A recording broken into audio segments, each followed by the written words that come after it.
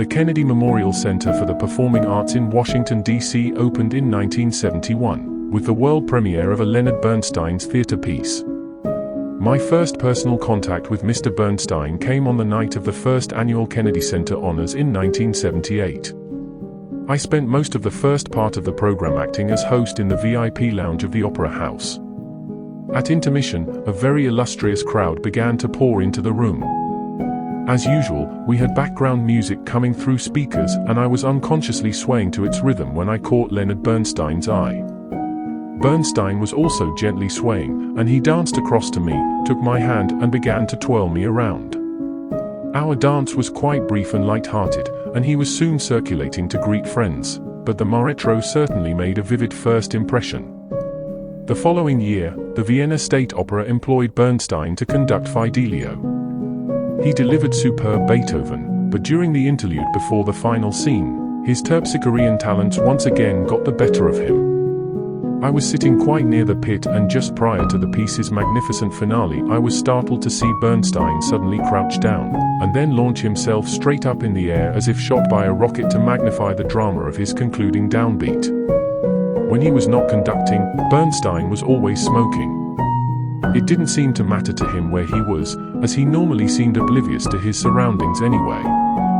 A couple of years later, I traveled to New York to review a controversial film of Wagner's Parsifal. Before the prelude concluded, my friends and I were disturbed by a constant chatter that emanated from a plume of smoke drifting forward from the row behind us. The voice sounded familiar. My suspicions were confirmed when I turned toward the source of the annoyance.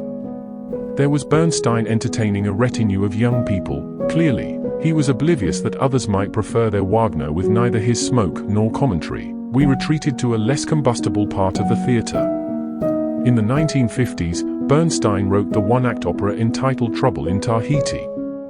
In the 80s, he revised it into a full-length opera called A Quiet Place. It was this version which was chosen to reopen the Kennedy Center Opera House after a major renovation, which included refurbishing the seats and installing a plush new carpet.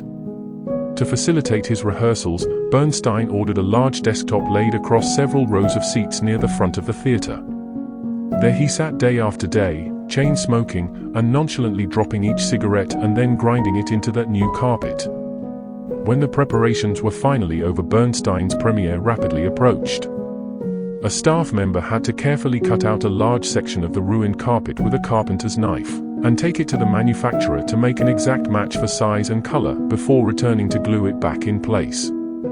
For those of us who were aware of it, it served as a constant reminder of the man who was easily the most eccentric genius ever to grace us with his presence.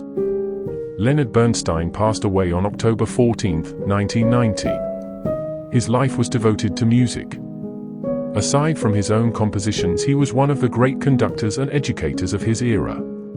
But when the music stops, I always smile remembering my own odd nights at the opera.